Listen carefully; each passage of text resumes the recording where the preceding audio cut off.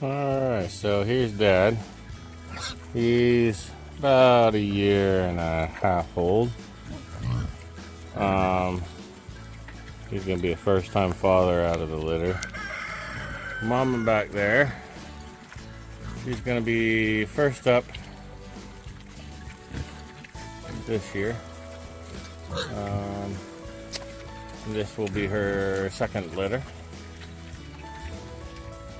And then back there, about a month behind, we have mama number 2. She had one litter in the middle of the winter and was not able to save any of those. So we're going to give her another chance here to becoming a mom. Really good bloodlines here, but had a pretty rough winter at 30 below this time. So some of these other guys are up and comers. They were born fall-ish, so gives you kind of an idea.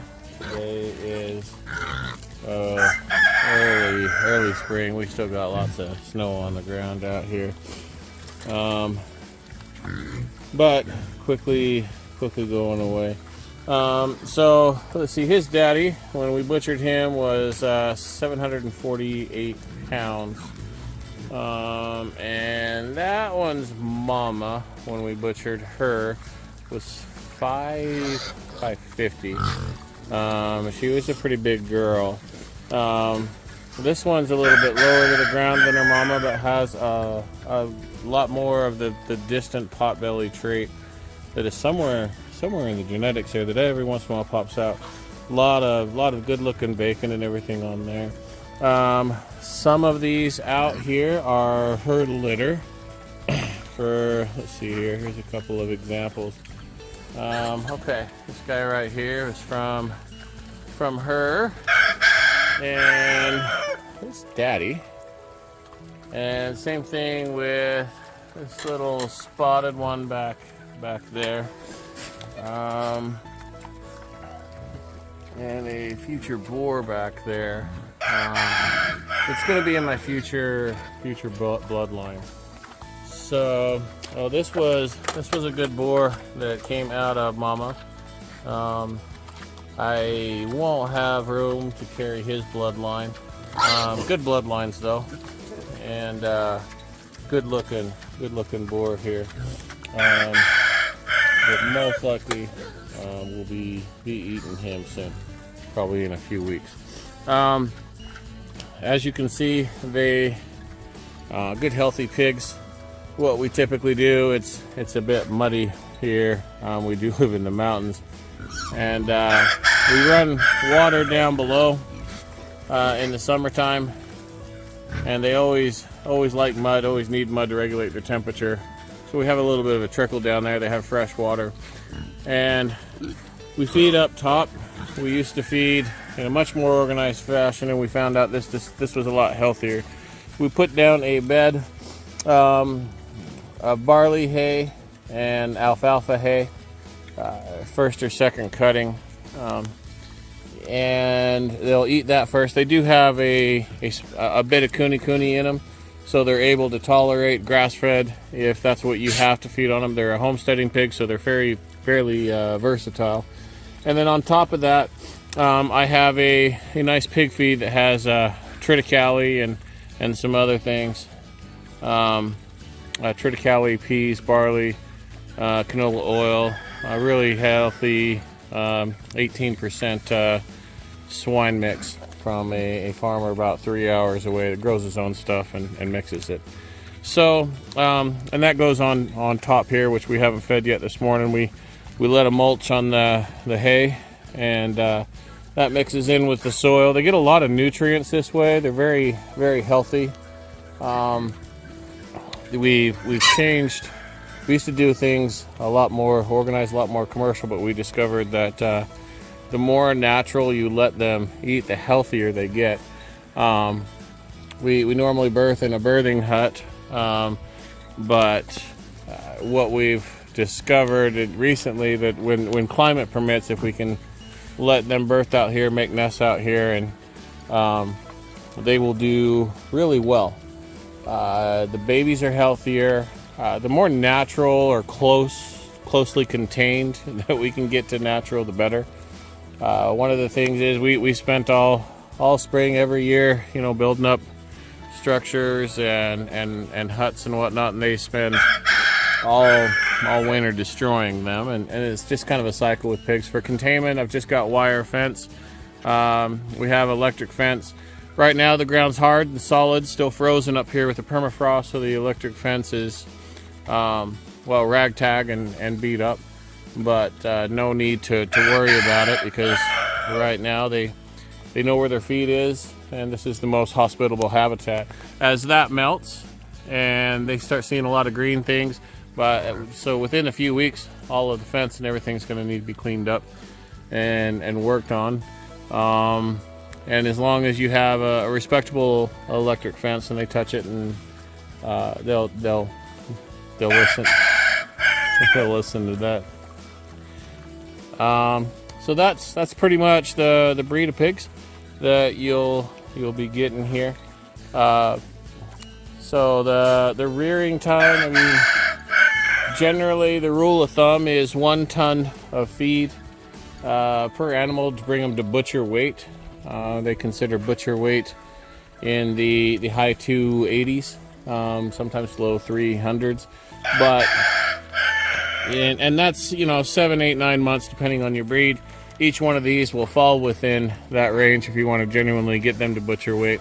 But if you want I prefer to let them go longer, and this is what you get. He's about a year. He'll be 2 in about 2 or 3 months. So and he's still got a little ways left to grow. Same thing with her. No, she's a year and a half. So she's had one. So they get good size. I like the meat on them at about 1.5 years to 3 years. Anywhere within that range, they're great. More seasoned, and it's always I've always had them fairly tender. They certainly can be raised on concrete and commercial and a lot of other things like that. You've got to vaccinate more, which we are weaning away from. We still do. When I rear these, I get 1 vaccination of Rhinoshield, which that one's a 2 dose. So 2 doses of that when I castrate, and that's about 6 to 8 weeks. I do it a little bit later than some. I find that the animals are a little bit healthier if I let them grow a little bit. It's a little bit harder for me to do, no doubt about that. But letting them grow a little bit more before castrating helps me determine, especially which ones I'm going to select for breeding stock. I like them to develop a little bit more. And right now I don't have any risk of having all the herd together, because those that can be pregnant are. But very shortly, when again we get into the soil and pen things off, we'll be separating out the boars and keeping them with the livestock that can't breed, and keep the mamas and butchering stock and other things separate and easy to get to. And we developed timing and what seasons when we do things, and we always change it, but it develops with time. But being a pig farmer it's a messy thing. As organized as you try and keep it, you have a 500, 600, 700 pound creature that just when it decides to go through something is going to go through it, and especially if they think there's food on the other side. But a good electric fence is really all you need. But if you have harsh climates like up here, then you'll have permafrost and other issues, and you just learn to deal with it. They're good animals, and they're good eating. We've raised our own stock. Let's see, what we've put into this breed is a fair bit of Duroc, fair bit of Hampshire, I think there's a small bit of Yorkshire in there. But I know that, let's see, our first sow had 25% pot belly. And every once in a great while, even though we didn't breed for that quality, we still get some that pops out. And that actually mixes in really nice with the meat, especially if you get a surprising pig like this that'll probably put on some nice bacon. And I think the pot belly cross with the Kune Kune that we have in there somewhere kind of brings that out on occasion. We put the Kune Kunes in there because they are more of a homesteader pig, and they have the ability to graze, range a lot better, and tolerate more diverse feed. Their meat is also really nice, dark red and rich and tastes good. They are a slower growing pig, which I've been trying to breed out of these animals with a fair bit of success. We do want a lot of the Kune qualities, not necessarily the size, and we've bred some of them, the larger sizes in, and you know, either way, we've ended up with our own breed of pigs. They're hardy to cold weather, especially the longer-haired ones. And even though we have warm places for them, they prefer to sleep out in the stars, even at 30 below, which amazes me. But they're pretty hardy, and you do have to provide some minimum things for them. They like a fair bit of water. I have a barrel on a heater with some water teats that works pretty well, and that's what they run on. I don't do any running water right now. There's obviously no need for it. As long as they have mud, they can regulate their temperatures. When it's obviously freezing, they don't need mud, but they do need straw, and they do well. So they're kind of like cattle in that they do seek sun and to warm up, and that plays in. But I've probably rambled on long enough, but I figured I'd give you a little bit of information and show you. Here's Mama. She'll be a month. She's going to be our first pig, and there's a healthy baby from her first one. That's one we're going to be.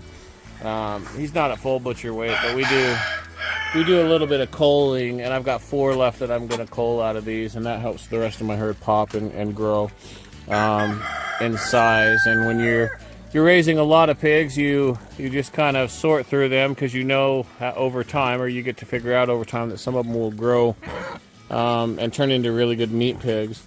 This guy was potentially going to be a future boar of mine, and still might be, but I got some really good. This guy is definitely going to be a future boar of mine, and he's got a twin brother that have a good fair amount of Duroc in them, but the Hampshire as well. They pretty much have a nice even mix of all the qualities of the different pigs that I've tried to put into my stock, and with there being 2 of them that are pretty much identical, if I can breed that in, I'll be able to identify the genetics that I'm happy with. And oh, hey, big boy. So with that, that's just kind of the pigs, and I'll leave it at that. All right, talk to you later.